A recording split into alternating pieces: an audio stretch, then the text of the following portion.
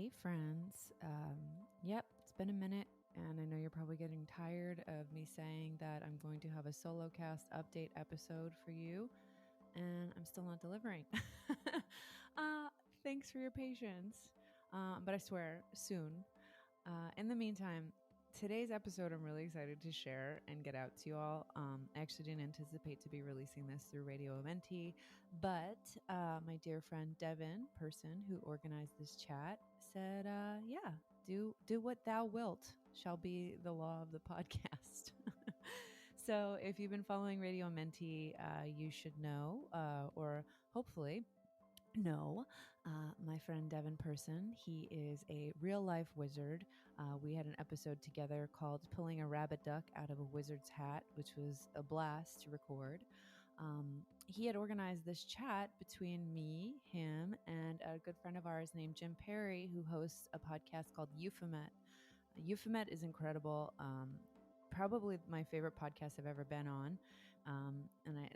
That's a bold statement considering how many podcasts I've done over the years, but Jim is an amazing audio storyteller, and the way that he explores the paranormal is super grounded, wonderful, and he just has a very soothing radio voice. But yeah, so Devin decided to put this conversation together between the three of us, which we have affectionately called the XXX Files. At one point, Jim Perry and I actually talked about having a show called Mulder and Mulder, because we both kind of have the Fox Mulder X-Files level of curiosity about the world's unseen, although I've related a bit more to Scully as of late. But anyhow, Jim and Devin rule. This conversation's a ton of fun. Devin's podcast is called This Podcast is a Ritual. And this episode actually has been released for his Patreon. So if you can check out Devin's Patreon, I'll have the link in the show notes. The same with Jim. Jim's podcast is Euphemet. And again, I'll have that in the show notes. I highly suggest checking out and following both, especially if you're interested in the invisible. And explored in a way that's not like gross new age beige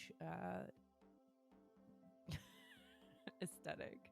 Sorry, I know I talk a lot of shit on this, and I don't mean to make anyone feel bad if that's like what you like or into, but it's just been in the space long enough to become somewhat jaded, and yeah, it kind of happens over time.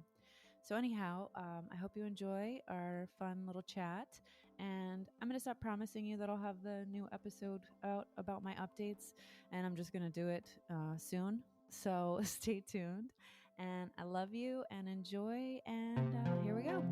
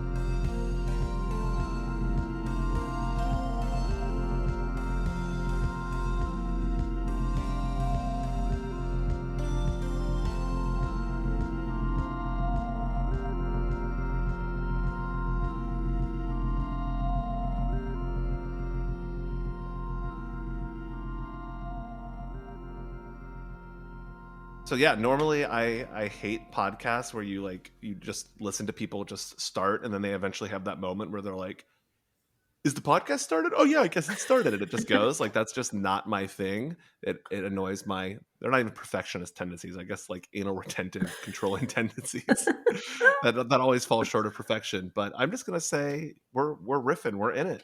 Yeah, it's a good start. I feel like we probably should have started recording a little while ago, but okay, it's all good. We'll have more pearls of wisdom. That's the whole thing. I'm just embracing flaws. Like we've had such a good little mini chat waiting for our third amigo Jim to show up, and we don't know where he is. He might have been abducted by a Bigfoot, but hopefully he'll show up and we'll chat with him too. I'm glad that you said abducted by Bigfoot, because I was recently talking about, the whole community of, I don't know if you know this or not, but there's a whole entire community of interdimensional Bigfoot humans. Wait, what? Yes. How do I join?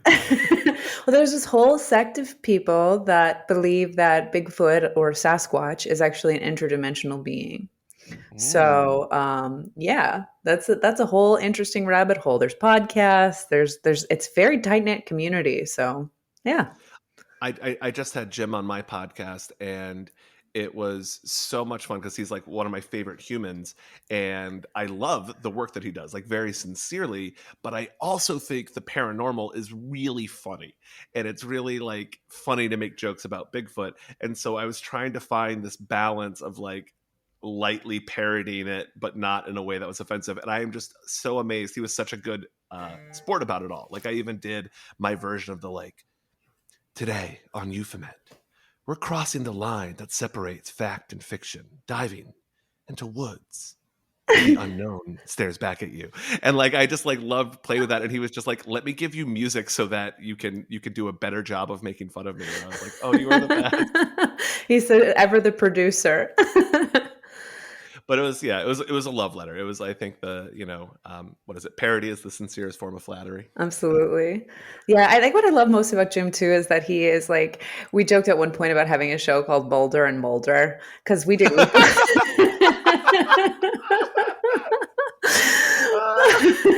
We both have that Fox Mulder type of curiosity and like just like, oh, the truth is out there. But I think we also still contain that. I think I always forget what season it is, because it's like a point of reference where like Mulder just like is like, I'm over this. I don't believe nothing. I don't believe in any of it. Yeah. But Mulder has skepticism at times too. Well, Scully is the one that's so frustrating because it's TV that's before it's fully serialized. Like X-Files has a lot of continuing story arcs, but it's also not, you're going to binge all of this like back to back. But it's so ridiculous where Scully is constantly resetting to absolute skepticism. And it's like, Scully, you got fucking chased by a vampire through the woods of New Jersey in the last week. Like, why are you so skeptical that there's a dog boy in this town? Like, what? You've literally been abducted by aliens. Like, why are you still doubting this? But the thing that's so interesting about Scully too, on top of all of that skepticism, when it's like she's literally just experienced dog boy chasing her or whatever, is that she wears a crucifix throughout the entire series. Her faith is unwavering, but her belief is not so much. That was what was a very interesting thing for me when I first got into the occult, because my father is a scientist and an atheist, and I'm always kind of rebelling against that in a way. And when I started getting into magic and I was a little bit worried that I was believing these really kooky things, I was like, dude, hold on. 70% of the country thinks that angels are helping their high school football team win games. So like, don't stress about it. Believe whatever you want. Here's Jim. Hey, how are you guys? Welcome to the party, pal. Oh my gosh, I'm sorry. I was such a dweeb. I was sitting in a Google chat room from the calendar. Oh no. No. So sorry. I was just kind of listening to music, had that in the background. I'm like, okay, yeah, everyone should be here pretty soon. And then, oh boy. I've done that exact same thing before. I committed the cardinal sin of not putting the real link in the Google invite. So my apologies. No worries. You came in at a good time though, Jim. We were just talking about Mulder and Mulder. Oh, very cool. Yeah, I love the series Mulder and Mulder. It's been on a little bit of a series hiatus, but I heard the new season is starting soon, and it's actually halfway directed by David Lynch, which is crazy. Oh, And So good. And Werner Herzog, didn't you hear? He's making a guest appearance too. gosh, like in the We cast. are going to drag this boat up the hill to find the real Sasquatch. We must have a holy war on the non-believers. Oh, I love it. I'm normally so good at these like clever names, but I'm like, what is the name for this little trio? Like we're like the occult new age paranormal super friends, but Jim and I kept talking about the X-Men on our podcast episode, but like the X-Files men doesn't sound good. And it's also gender exclusionary, which I don't want. So I don't know. We can just be triple X. Triple X. And take it back from Vin Diesel. It's going to be great for our SEO. We're like, yo, just search triple X and you'll find us. It's brilliant, really. I love that. The tagline can be fucking with your head. Penetrating reality. We pull back the veil and give it a little lick. You like this? It's just the tip. Oh, that's great. Oh, man. Oh, so good. I love it. Me too. Let's go. Yeah. Well, all you missed, Jim, was we just spent the beginning talking about how awesome you are and how much we like you. Thanks, so guys. We've given you a great little intro for this. Thank you. Appreciate that. Yeah, you're the best. I was thinking that in my head when I was just waiting in that weird Google room. I was thinking good things about you two. So there you go. Well, on your episode, or on my episode, I don't know how to call it, on the collectively owned episode where you came on this podcast as a ritual, you recommended listening to Rumors at the end of it. And it was a day or two later that I was staying with my in-laws while I recovered from my injury. And we were driving out to visit my uncle and aunt who live in the wine country. And there was a moment we were driving and I was like, all right, time to put on some music. What's going to go good with like the whole crowd? And I was like, fucking Rumors, man, and put it on. And then like my mother-in-law and my fiance started singing along immediately. And I was like, all right, good choice. Classic. This is great. Thanks, Jim. Nice.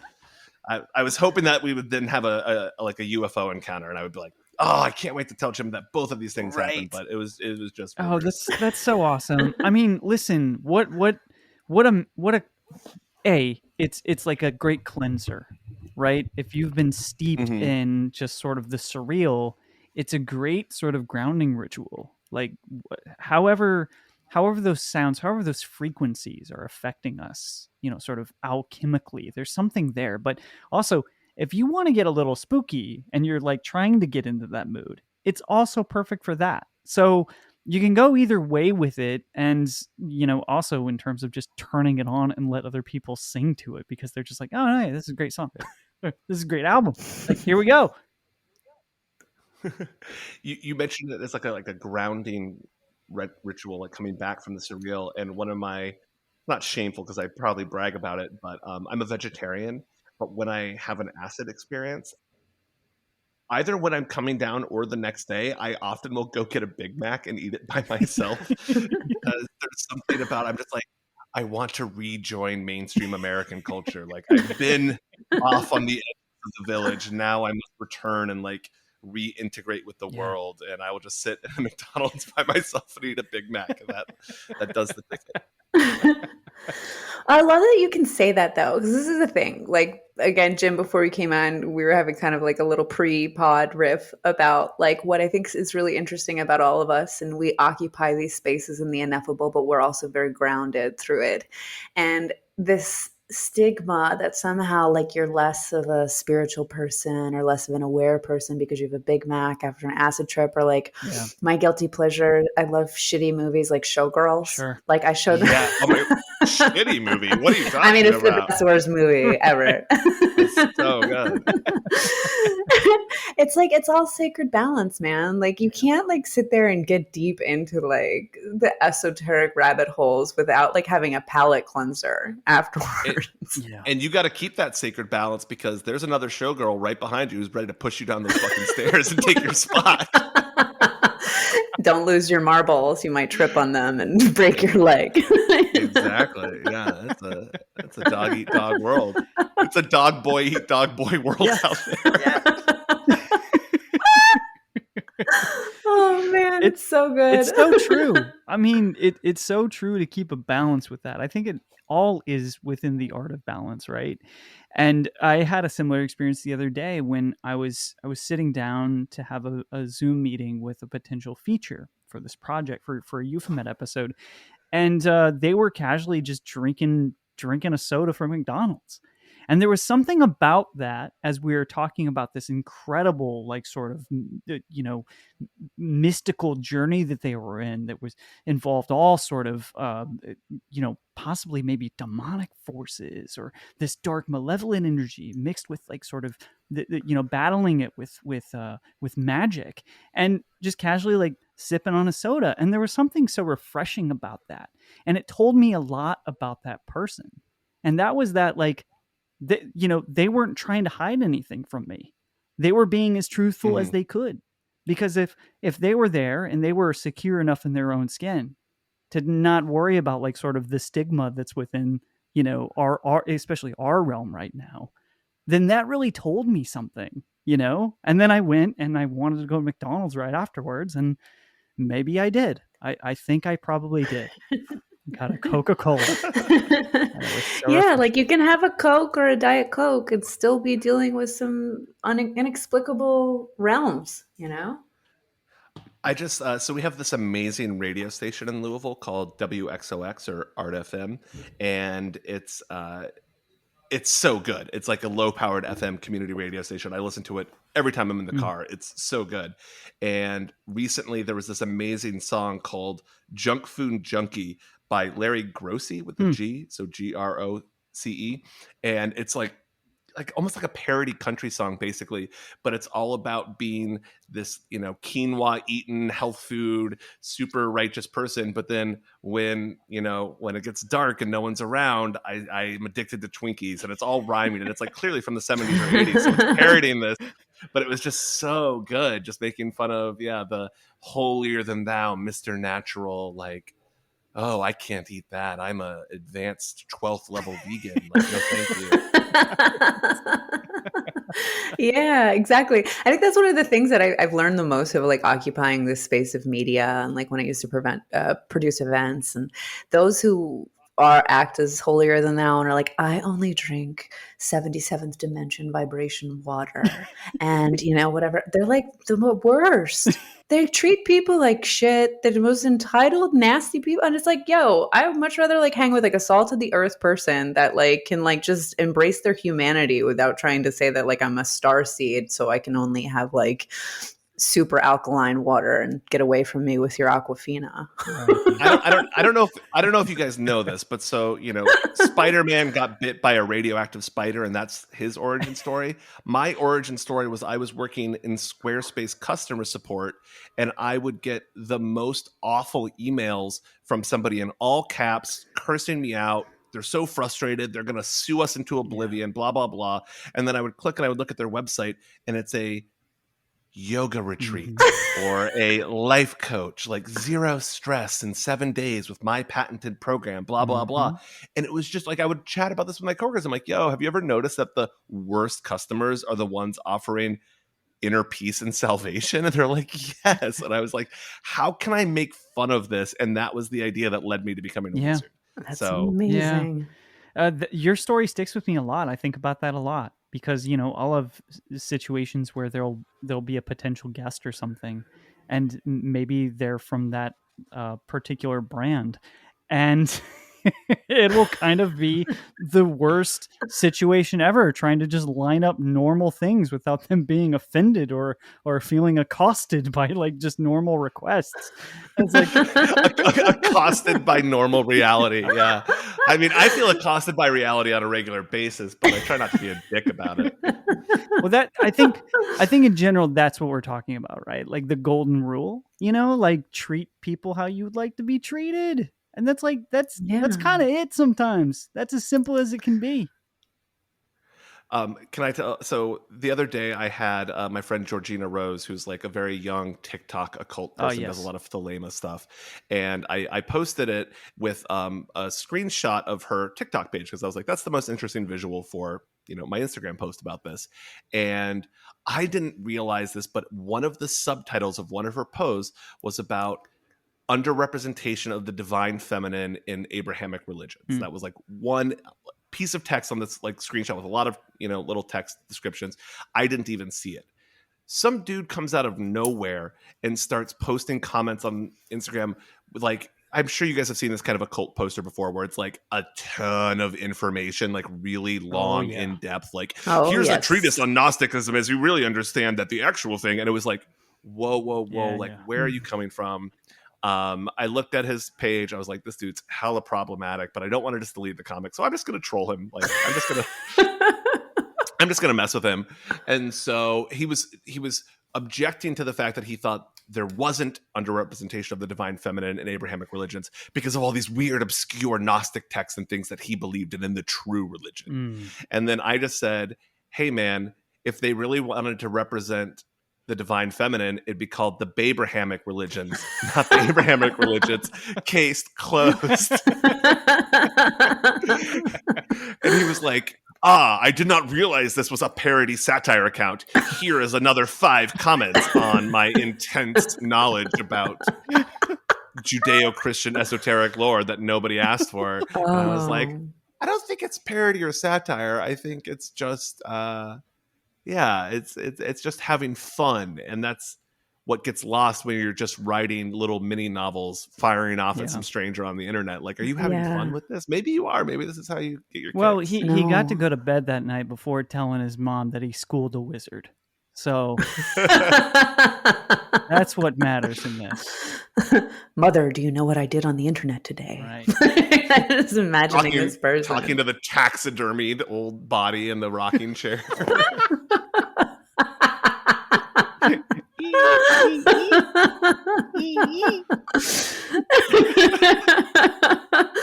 Oh, what a world. I think that's another thing that's so important is like so often in this space, I think it's layers of people who take themselves too seriously, like any sense of humor or nuance or subtlety or sarcasm gets lost. Like you can't, like there's somehow like that. It's not okay to like, just like laugh about something or like that guy to just be like, yeah, maybe I'm being a dick. Let me quit while I'm ahead, like he couldn't riff back with a joke with you. It's very weird. Yeah. It's telling, I think for a lot of us too, like we've gone through the process of having to figure out what's kind of like right and what's wrong, or thinking that we may know what's right or wrong, or especially like the process of like, how do we brand ourselves? Are we, like this whole thing of like turning ourselves into a brand because we create art, we create things. People like to label those as content. But really, we're just, we're trying to find a way to communicate and create and co-create. But I think over this quest, a lot of us over time really get a glimpse into how much bullshit there really is, right?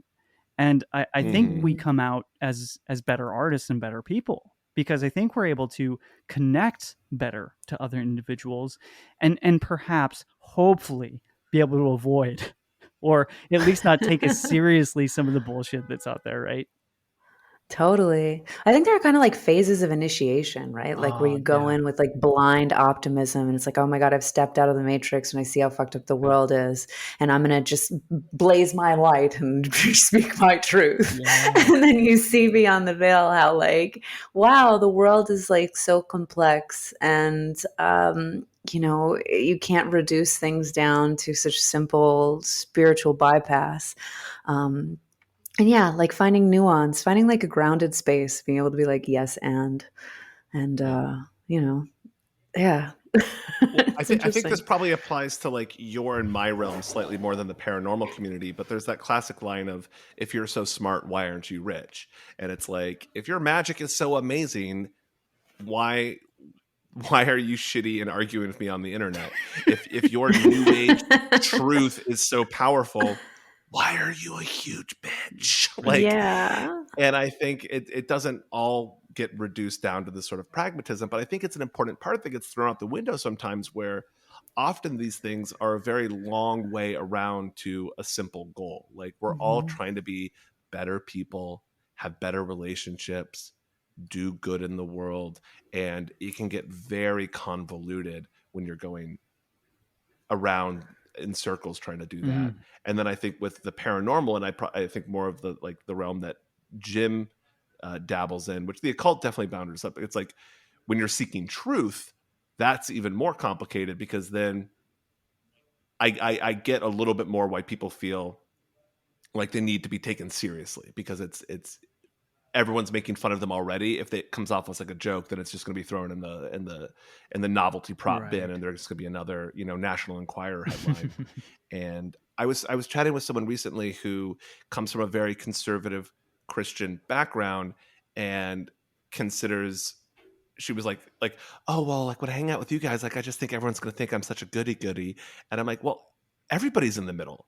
Like if I hang out next to you, yeah, I feel like the most like radical, debaucherous person that's ever lived. But if I go spend a weekend with my friends in New York, I'm like, oh, I guess I don't party because I'm not wanting to like, boof ketamine at 10 in the morning on a Saturday. Like, like I'm like, oh, I guess I'm the nerd that wants to go to sleep at 9 in the morning. Like, sorry guys, got to go put on my mouth guard and go to bed. And so I think like everybody is in the middle. And I see this with Christianity. If you're very far removed from toxic mainstream Christian sects, then you can go like, I think Jesus was a spiritual magician and I have like my own interpretation of the Bible about how it's like really woke and awesome. But if you're surrounded by people who are using the Bible to justify all kinds of horrible ideology and behavior, it's a lot harder to want to have any business with that. And you're much more likely to be like, nope, I see all of the problems with it up and close. Right. Just come to my church, talk to 5 people and you'll agree with me. And so I think it all depends on the worlds that everyone's enmeshed in. Totally. Yeah. The various reality tunnels. Yeah. Right. And I think at those intersections is where we find so much opportunity for communion and unfortunately conflict as well, right? Traffic jams, horrible 5-car pileups. Yeah. And we see that in our everyday life, and then we just see it amplified across our screens, right, and beaming into our brain.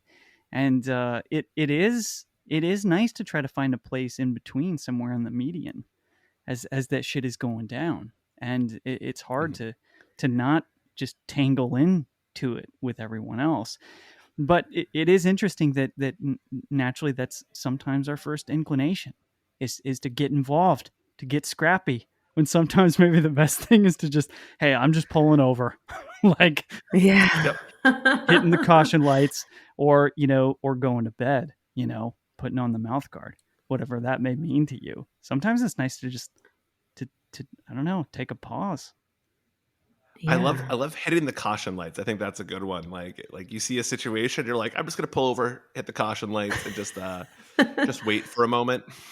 Just let this one ride itself out. Totally. I think that was like a big lesson from 2020 too, because so many of this like certainty, this truth, like pandemic, all the stuff, at this gross levels of like, this is it. This is the exact truth, the cabal, things that like commenting on everything through the very like platform that you think is like run by the elite, like this Sisyphean quest that whatever you're on, like that. I learned so much active listening through the process. And I just kept going back to this one Francis Bacon quote, which is read not to contradict or refute, but to weigh and consider. So it was just a matter of like collecting information and processing it, and like maybe just saving my Instagram for like art and like weird musings, and like just not saying I think one thing or another. I'm just contemplating it all. Oh, wow. I've become obsessed with a couple of different like newsletters that are just commenting on internet and media culture lately. Like that's like the new rabbit hole I'm going down. And the example that I just heard about today, which is a non-paranormal occult new age version of this, is so recently on Jeopardy, there was a Jeopardy guy who won, I don't know, like 3 in a row. And there's a private Facebook group for the former Jeopardy contestants. So anyone who's ever been on Jeopardy can be in this Facebook group. And that group freaked out because the guy threw up this like sign that they thought was a white supremacy sign. It's just him holding up his not his thumb or pointer finger, but his other 3 fingers. And it's just him doing that. And they're like, this is some sort of insane white supremacy thing. Like, why did Jeopardy let this happen? They signed a petition. They like sent a letter to the ADA. They like got like super freaked out and like rah about it. And Snopes is like, no, he held up 1 finger when he won the first time. He held up a 2nd finger when he won the 2nd time. The moment this happened, they're clearly saying his 3rd win, and he holds up 3 fingers. This is not a known hate symbol. Like, no. And then the group is like, they're gaslighting us, and has like continued to not believe it. God. And these are smart people that won fucking Jeopardy. Yeah. So it's a totally interesting example where you have none of the other complexity of like, oh, well, this is the New Age people or the occult people or the UFO people. This is just people who won Jeopardy. And it shows that I think these dynamics are part of maybe the communities and like the infrastructure of like private Facebook groups more than it is the other things that we're participating in. Strange tribal culture, like cargo cultism or something. Cargo Yeah. cultism, Within yeah. Facebook groups and small Cargo communities. pantsism.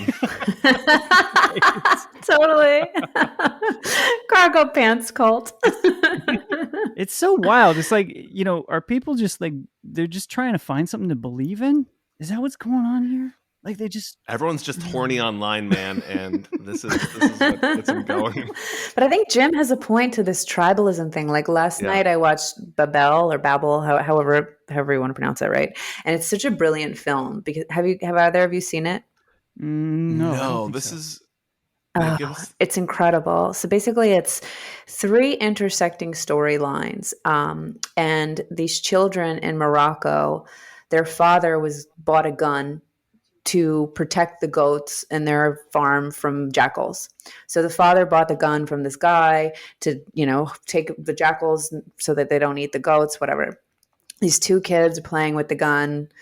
They wind up shooting a bus and they shoot Cate Blanchett, who's an American tourist. So you see the story from all the angles of like where the gun came from, which is a man that lives in Japan, who the gun affected, which was Cate Blanchett trying to reconcile her marriage with Brad Pitt, and then the kind of butterfly effect of all these intersecting stories. And really it just was 2 kids fucking off and didn't mean to hurt anybody.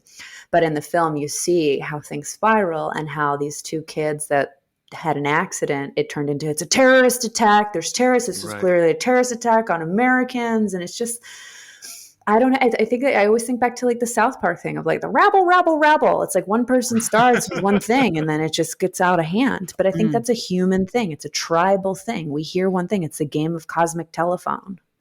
Wow. Yeah, I have seen that movie. It's by one of my favorite directors who I can't pronounce their last name. Is it the guy that did like? Is it like the Mexican director that did? Yeah, he did Toma Roma, También and I everything? think. Yeah, and I'll look it up. Alejandro Gonzalez, Inarritu. In Yes, that's it. You That's know, it. Yeah. people know. You know, Jen, it's really crazy because like I've noticed you as a friend. I've noticed your transformation, like sort of online, right? Like I've noticed like you stepping back from a few different things and then like amplifying a few other things. Why did I say that term? That's not what I meant. Just putting out different things. And there has been like a sort of like, I don't know, like it seems clear to me that you've like sort of taken a step back from like sort of communities at large to like give yourself space and time to like freely create some different stuff. Like you're posting more illustrations and like some more like things from just your own life, like traveling and these things. And it's really cool to see as a friend, because I feel like I'm seeing more of the person I know, like reflected through what you're posting online publicly.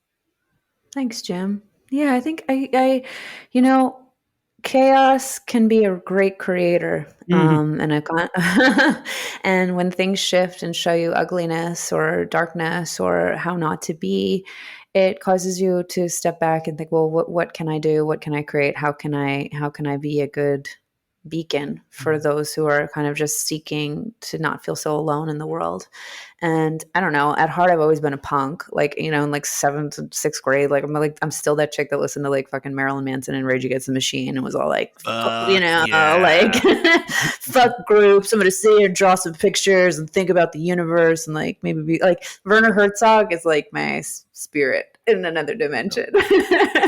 But yeah, I mean, Jim, you were with me in a moment in life where I kind of saw some of the dangers of where spiritual bypass can take people that you care about. And I just didn't ever want to be that or cause anyone harm. So I just really wanted to use whatever little influence I have to inspire nuance and looking into complexity and maybe channeling that through art and metaphor. Yeah. Wow, it's really powerful. Well said. Yeah. Thank you.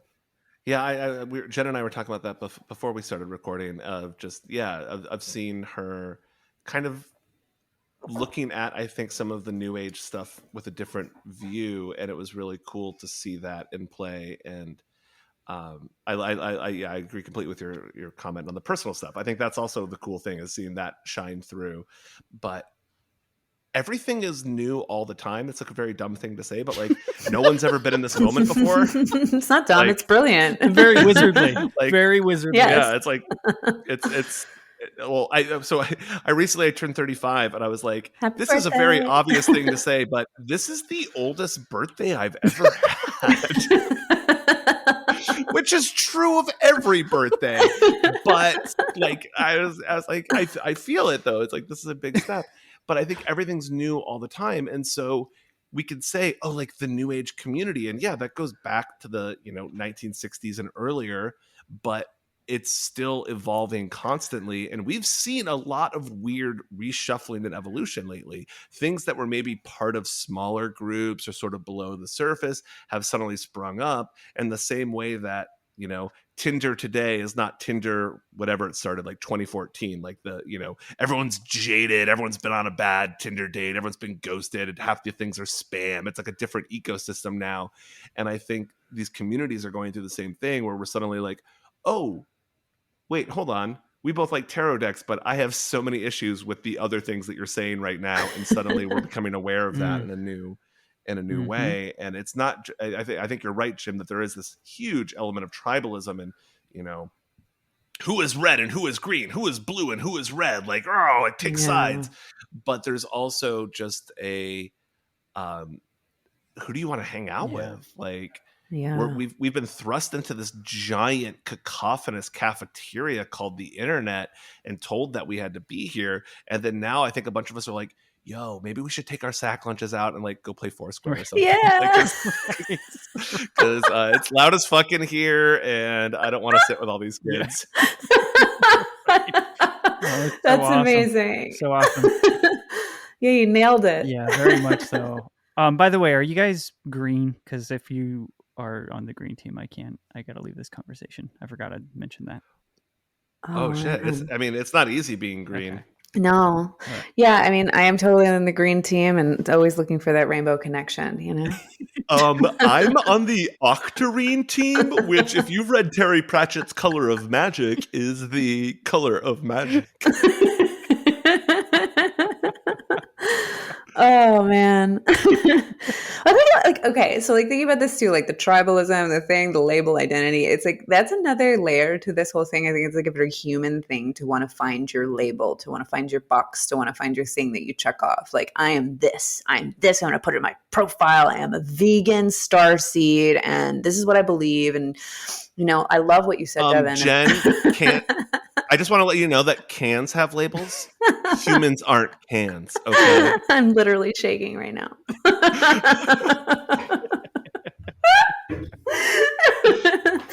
But yeah, Devin, to your point though, I love what you said. Everything is changing all the time. And I think when you leave it to be like this like infinite thing of change, like maybe that's a little scary for some folks, to think of like, if I don't have this thing I can attach to and invest all of my time and energy into, then what? But I don't know. I mean, did you guys see Q Into the Storm?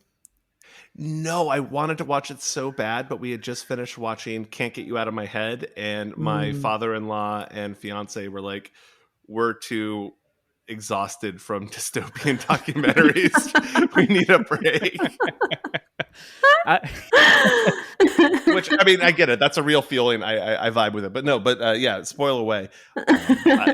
Jim, did you see it? I haven't yet. I also am waiting. Like, I was waiting to just like get the Q taste out of my mouth a little bit. And so I've been watching documentary series about people being murdered. So, yeah. Oh, good. Yeah.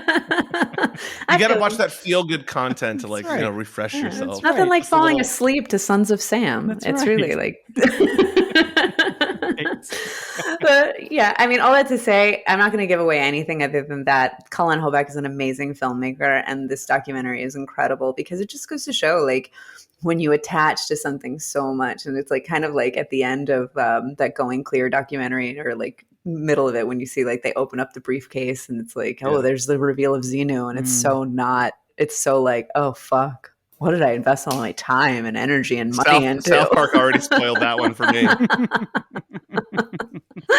They're the best, man. I can't hang if somebody doesn't like South Park, or like, I just think they always do the best job at just showing how absurd it all is. Nobody's free of it. Yeah. I hadn't watched it in a really long time, and then I was in six weeks of bed rest. So hey, guess what? And so I watched the pandemic special and the vaccine special. And so I hadn't seen it when it came out, but the scene where everyone's wearing the mask around their chin, and like the FedEx guy is coming up, and he's like, whoa, hey buddy, do you mind putting on your chin diaper? He's like, oh sorry. He like puts the mask around his chin. He's like, okay, there we go. And I'm like, that is so funny, because that's I was literally going into the cool hipster flea market that's here in Louisville, and the person that was there at the door to give people masks was not wearing their mask properly. Oh my God. Like, right. Oh man, just so like, what an interesting human beings are. I can't imagine what other life looks at us and is just like, wow, what a world. So I'm already thinking of the spin-off of whatever we decide to call the Mulder and Mulder meets the X-Files boys or whatever. But like the Muppet Babies version where we're all in high school or younger, and like I don't know what you were like in high school, Jim, but I was also team punk with Jen here. Yeah. And when Trump got elected, I was like freaking out at work. I was like, I can't function. And I had a moment during the day where I realized, oh yeah, 30-year-old Devin is not equipped for this. 15-year-old Devin is totally equipped for this. And I put on a Rage Against the Machine album, and I just let my like I hate George W. Bush like punk self take over. And I was like, the anxiety left my body. I was like, it's very simple. Yes, fuck this. We're gonna have a fucking revolution. Yeah, there we go. And it was great. But I was really expecting. I was like, at least out of the Trump years, we'll get some great punk bands. And nope, I haven't seen it. Like, I don't. Maybe all the like, maybe it's all the cool fascist. Like maybe the Proud Boys have got the cool punk bands. I don't fucking know where they're at. That does happen too. That does happen too. Yeah. Have you guys seen Green Room? No. Oh Patrick man, Stewart, it's right?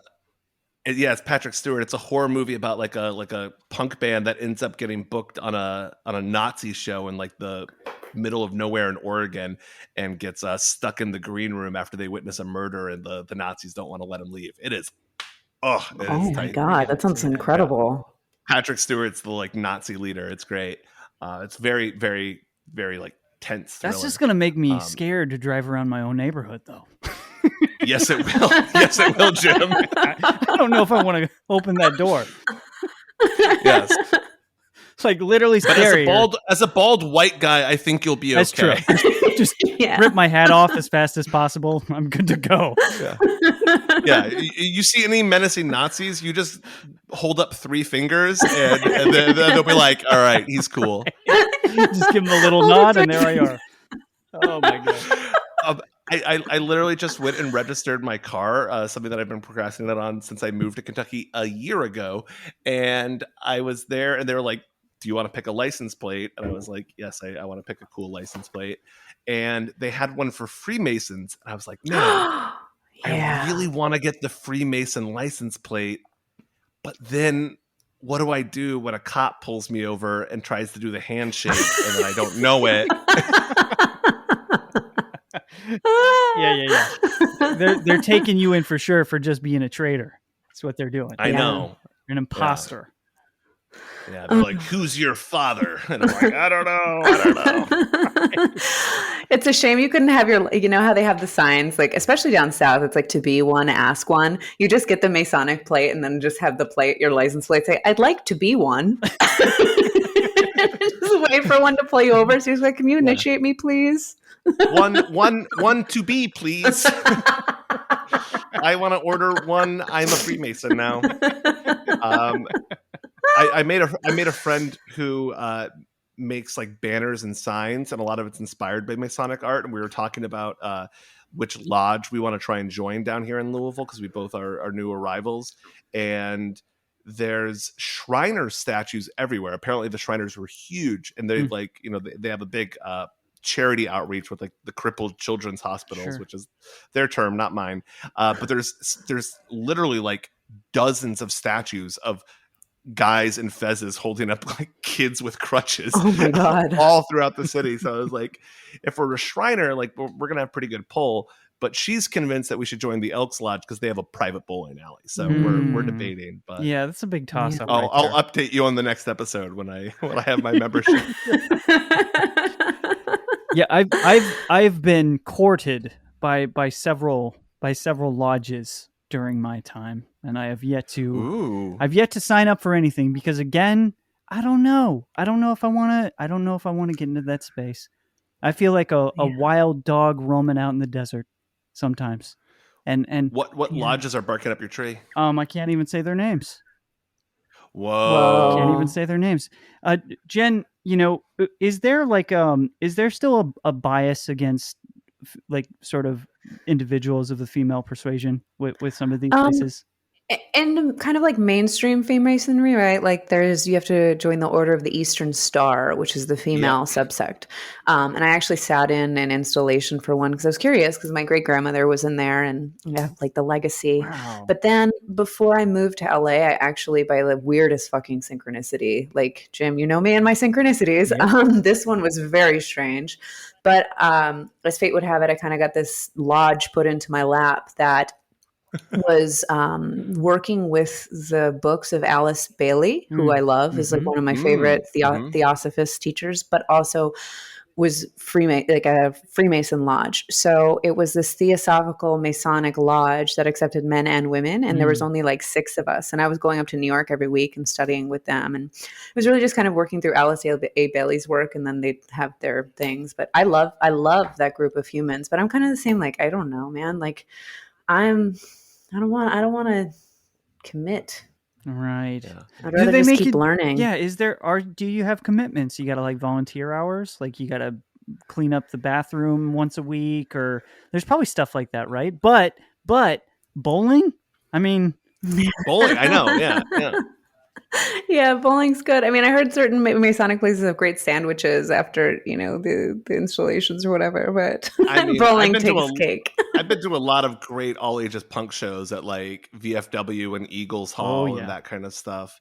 I went to I was trying to get over my individual wizard thing and join AMORC, the Rosicrucian org, and I went to one of their meeting spaces in New York to check it out and sat through a very boring meeting with the most diverse group of human beings ever. And then it was so boring, and then it ended, and then suddenly everyone was super friendly, and all of these like women brought down like amazing home cooked like Caribbean food. It was very Caribbean, and I just like ate Caribbean food with them and hung out. And everyone was like, "We are so excited that there is a person who is not 50 in this room," and I'm like, "Thank you, I'm excited to be here too."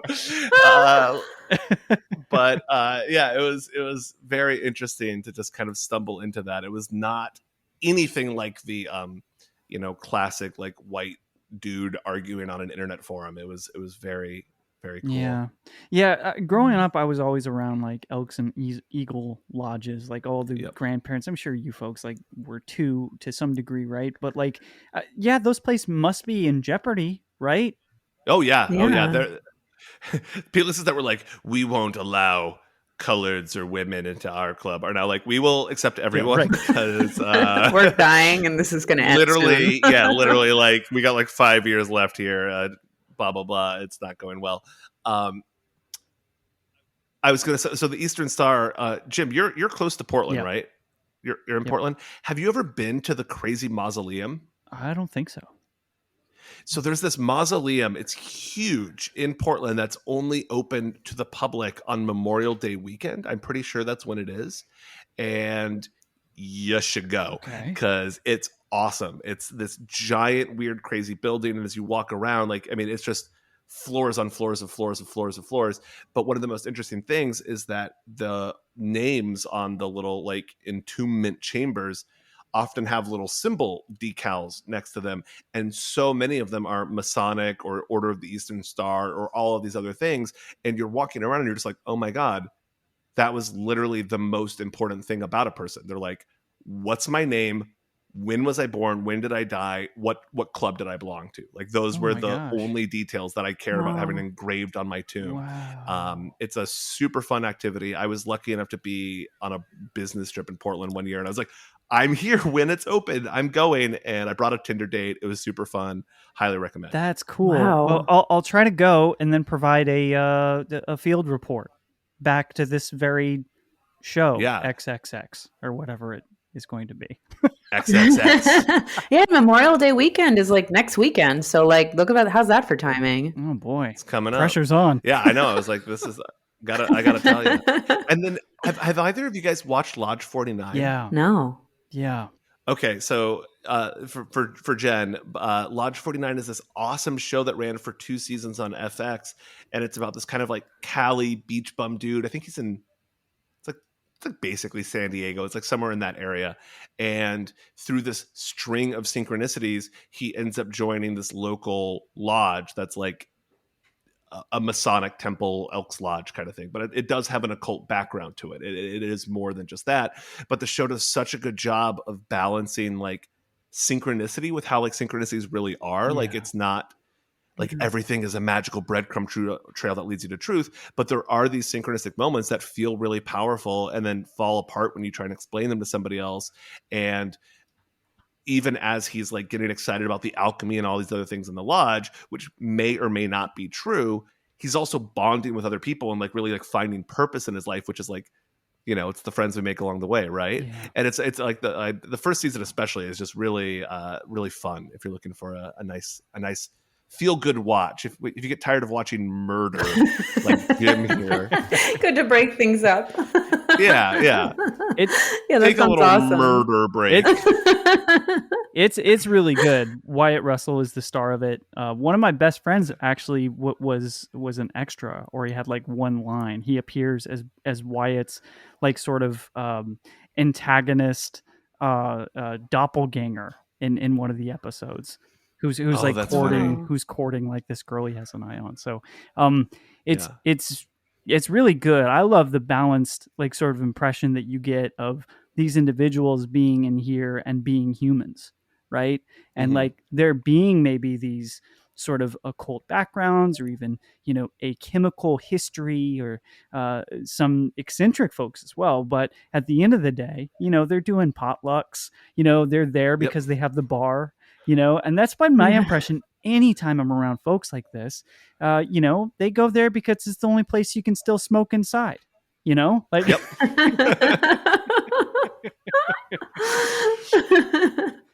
we have the secrets of the universe. Can I smoke inside? We also have that. All right, I'll sign up.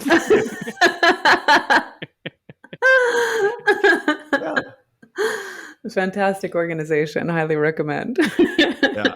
I was asking one of my friends about it, and he is from Florida and is like a devoted Thalamist. And I was like, have you seen this show? He's like, I grew up in a family of former lodge members in a town in Florida that's entire industry was like the space industry. And that's the other thing is like, that's this town in California in the show is that it's like, there's a space industry thing that's shutting down. So everyone's losing their jobs at the big plant that's been the only employer. And he was like, that show was so synchronistically about my whole life. It was really it was an intense watch for me. That's so and, funny. Yeah. I mean, there is so much to that relationship in real life, right? Like I figured that they were going to start kind of dropping Jack Parsons-esque, kind of characters of history in there.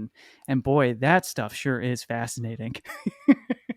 Oh, the Jack Parsons stuff. Did you guys see the Strange Angel show? I never watched it. I didn't watch that, but the book that's based on, I've devoured, and it's so great. I believe it's by George Pendle, I believe is the author of that, who's also a great guy, and he does like podcast appearances and stuff. I've chatted with this guy. He'd be somebody to maybe, I don't know, maybe if you guys want to talk to old George Pendle about Strange Angel, we can maybe arrange that. But like that intersection, right, of occult and the United States military industrial complex is so fascinating and so rich and goes so deep. It's crazy. Yeah. It's like what we were talking about with Babel earlier, where it's like, oh, there's like this Japanese guy, then these kids and a goat, and like, it's a terrorist attack or whatever. And it's like, there was horny swingers into the occult. And that's how we got to the moon, baby. How did we get here? Oh, that's how.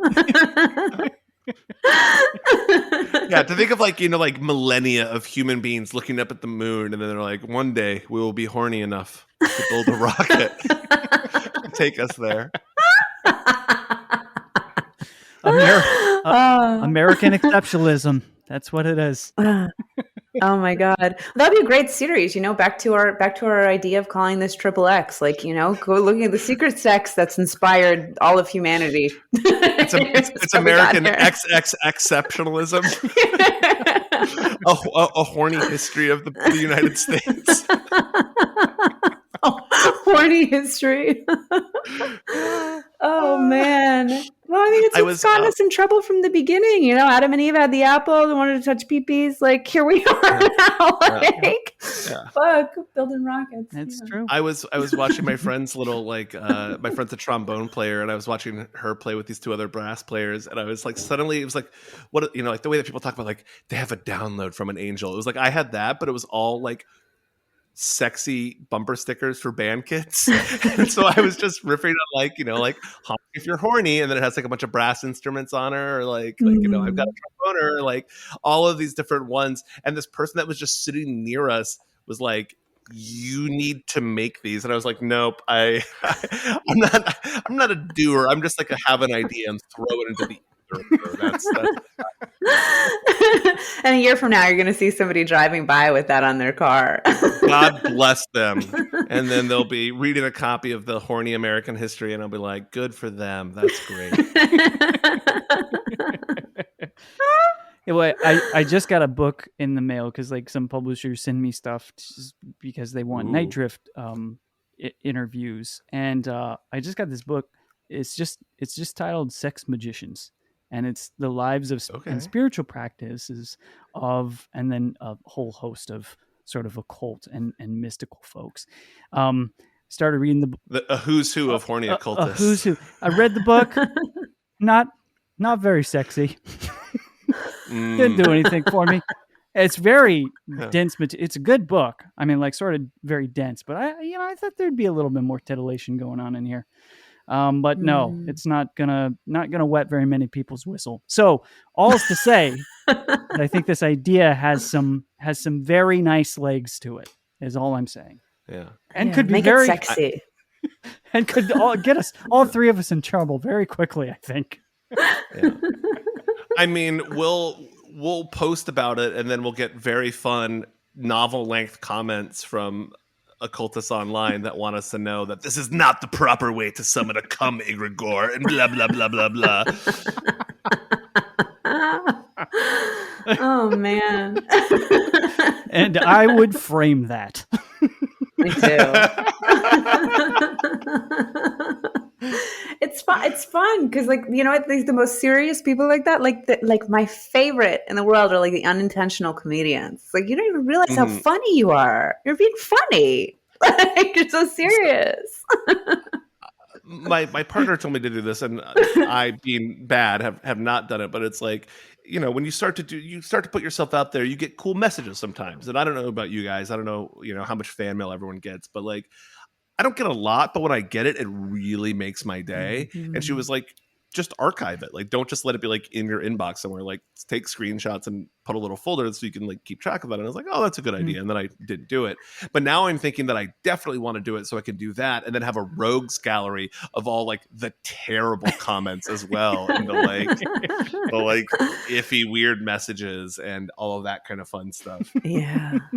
Yeah, no, I think it's good to have an archive of that, like it's nice because like one day to look back on it and to see, do you get both of you, I'm curious if you ever get like the messages asking if you're in the Illuminati or like how to join, because I get I get penises and I get asking to join the Illuminati. So no dicks and Illuminati messages.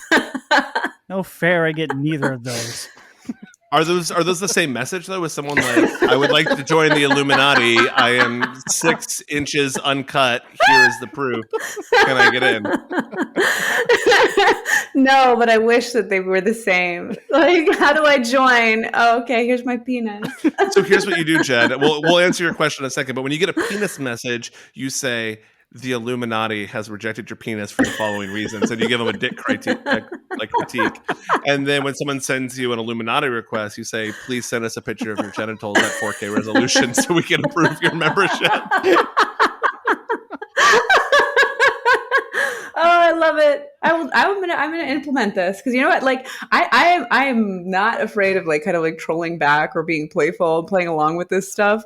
For a long time, I was getting these men that were just calling me over voice call because like I don't know, like I went before I was a little less discerning of who I added to Facebook because I saw somebody liked A Law of an Ascent and they added me and be like, oh sure, this is I can just promote stuff, they can see it, whatever. But what I didn't realize is that when you add somebody, they can call you on Facebook video chat. Right. So there's all these men that were doing that. And I'd answer the phone and just cover the camera and be like, hey, what are you doing? And it'd just be like some weird guy in the Middle East or like some guy at like a 7-Eleven. I'm like, what? Okay, weird. Wow. Glad that my spiritual content inspired you to phone call me from your location. That's so honestly, like women live just in a supernatural universe all on their own. Honestly, like that's so. It's just like some of the stuff that like is so, and some of the stuff my wife tells me is just like so crazy to me. I feel so lucky to be a dude and not have to deal with all that shit. But it's so crazy. It's like a completely different paradigm. So men that say that you just shut up, men that disagree with that because you're dumb. Yeah, but it'd be very weird if you guys were just getting like the same thing of like boob pictures and being like, I'd like to join your cult. No. I know it's. I've lived in New York when my partner would go outside and be like, I got street harassed like 4 times. I was like, people talk to you? No one talks to me when I go outside. Like, not at all. I never got the Illuminati request, but when I set up my website originally, I think I had like free spell. It was the thing. Let me see if I can actually find it. Because I had free spell and I would just get the weirdest. I think it was like international SEO spam somehow had got that. And it was, it was bad. It was always just broken English and someone wanting to like curse their ex who had cheated on them. And it was, oh no. Yeah. And I was like, and I would like, or like problems. And I'm like, oh, like, my style of magic is not going to help you, man. Like that's really not what you're looking for. Yeah, barking up the wrong tree, buddy. Right, barking up the wrong tree. That's for sure. Yeah, and I think I've only got I got like one request, and it like online, and I think it was one that was just going around to a lot of my friends at the same time. It was like kind of a chain mail sort of situation. And that's the time all of my like sort of situations have been in real life with people approaching me, which take that for what it means or doesn't. Did they like? Was this someone who knew who you were approaching you, or this is just like random, just street weirdos? Yeah. No, people that would know me. Oh, okay. Yeah. Wow. I mean, I would assume that people were like, Jim, introduce me to the Greys, yo. Like, can you pass along like a resume or something? Like, Right. Well, I mean, the wild thing is I get a ton of mail, like in general, because there's a lot of people really eager to share their story, and a lot of people that have that just feel trusting in being able to share their story with me, as opposed to maybe just other people in their life. In fact, over the last year and a half, a lot of individuals have been reaching out who have never shared their story publicly, and are just saying like, listen, I want to share this. I don't really know if I want to be on the show, but maybe I think I do, just to get it off my chest. But I would like to stay anonymous. And Wow. that didn't happen, sort of the first 2 years of the documentary series. And now it's really starting to happen with a frequency that is telling. I don't know what it means yet, but most of this new season of Euphomet are listeners. They're not individuals who have books or are trying to sell anything, which there's nothing bad with that either. But these are just listeners who are just like, yo, I want to get this off my chest. And you can use my first name only. and those type of messages, of course, like but you don't have to do the voice scrambler thing, like on like a not yet, but what true crime TV thing. That would be like a fun episode, right? Like just the whole time have like a scrambled voice. Yeah. I was in the woods one night when I was walking with my dog. Interdimensional Bigfoot came for me. Right. You would know shit is like real serious if somebody has one of those on them. Yeah. Damn. I think the thing I'd be most scared about too, Jim, and like the realm that you traverse is like the level of like paranoia. Say if you touch a nerve that's too close to like some government thing, and then like, you're out and some guy in like a black suit is like, hey, we're gonna have to talk to you for a second. Right. Like, oh boy. Yeah, I mean, we've heard those stories. I mean, I think that overall, I think that if that were a thing, I think the government has like maybe changed their perspective on that kind of stuff, especially in terms of content. I think they've realized that no one actually gives a shit. My friend had Homeland Security show up at his door because he made a joke about killing ICE on Twitter. Wow. Oh no. Yeah, he's like a leftist, podcaster dude, and he like made a joke. But it was not like go kill ICE. It was like more subtle than that. But then Homeland Security like knocked on his like shitty Brooklyn apartment that he was on rent strike from the landlords. Well, I mean, I think that in those cases they're gonna look for that, right? But I think when it comes to someone's experience with a chupacabra or a government, like maybe even the idea of a secret government program or cover up, they would just be like, whatever, let them believe. Because frankly, sometimes they plant stuff like that too in the past to generate stories, or some people believe. So that isn't chupacabra the one that's from the movie Species though? Do you know about this? I don't know. I don't think so. Mm-hmm. I like, because like it's one that like entered the cultural vocabulary. I think you can Google this, but like I've read about how chupacabra came out shortly after the movie Species. Like that's like when like the first reports were, and the original drawings of it look like the monster in the movie Species, where it's like Natasha Henstridge is a sexy alien that like morphs, and like there's a bunch of these similarities. People are like, I think someone saw the movie Species and then started reporting this. Dude, and then it's totally possible. I mean, there is like sort of a, there are a lot of incidents within like sort of the crypto world, like the cryptid world, where I was going to say like, Bitcoin. Slow down here. Yeah, like Bitcoin. There's a lot of incidents where there'll be significant cultural moment or movie, or even like a B movie that's released in accordance around the same time that elevated sightings occur, and that you can go back to even sort of gray aliens and some connections to some different things that were out in people's brainwaves at that time that may have influenced them. And conversely, there's situations where things will happen around the same time, very similar to two movies dropping at the same time that were like exactly the same. So there is like The Prestige and The Illusionist. there you go. Like Deep Impact and Armageddon. Right. There we go. So there is this like sort of co-communication seemingly that could be occurring between phenomenon, things that people are seeing, and things that could be the John Travolta movie. Yeah, right. Phenomenon. Exactly.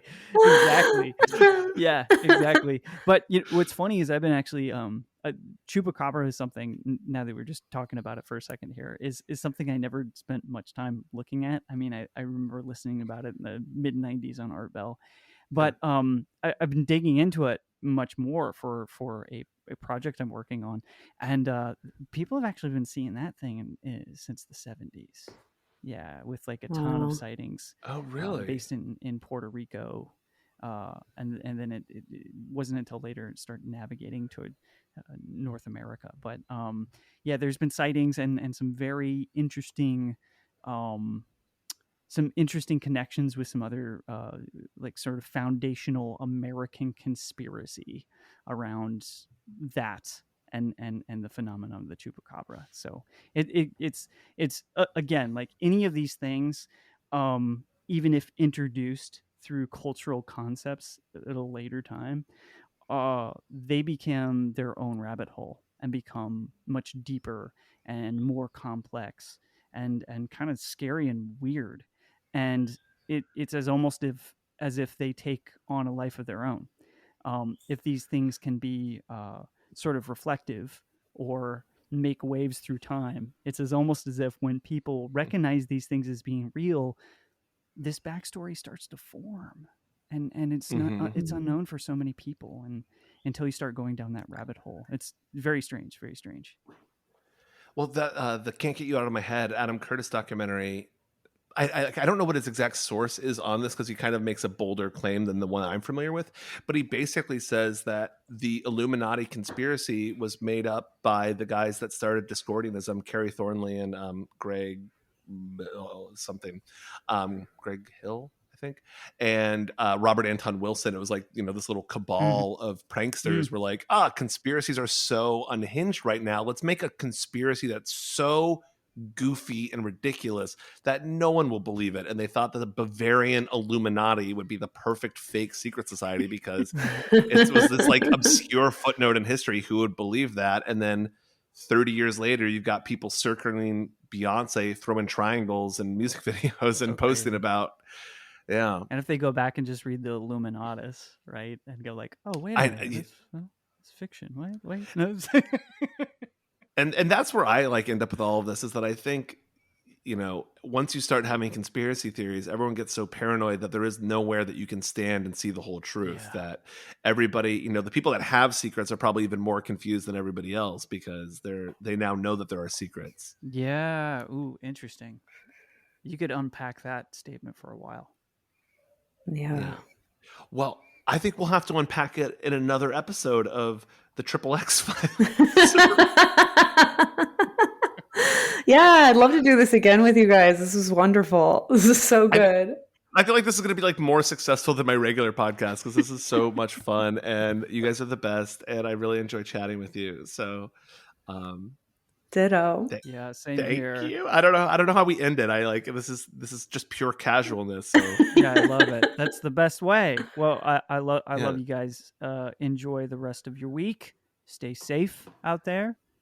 And until everyone do a cool sign off, and then I'll stop recording and download the files. So don't just hang up, but you guys, what how do you guys sign off your podcast? Do you have like a thing? I'm usually laughing. I've noticed that's like the common thing, because I just have I laugh a lot. So I'll see you soon, my pretties. And your little dog too. Exactly, that'll be my thing. A warm cackle for you all. What about you, Jim? Are you like a truth is out there kind of guy? Well, yeah, I mean, kinda. I say keep looking up. I throw a little, funness in there with that. But maybe I'll just go like super soothing radio voice guy, and I'll just go, hey everybody, thanks for being so spectacular here on this excellent programming. Stay long, stay hard, stay proud. Have a good time.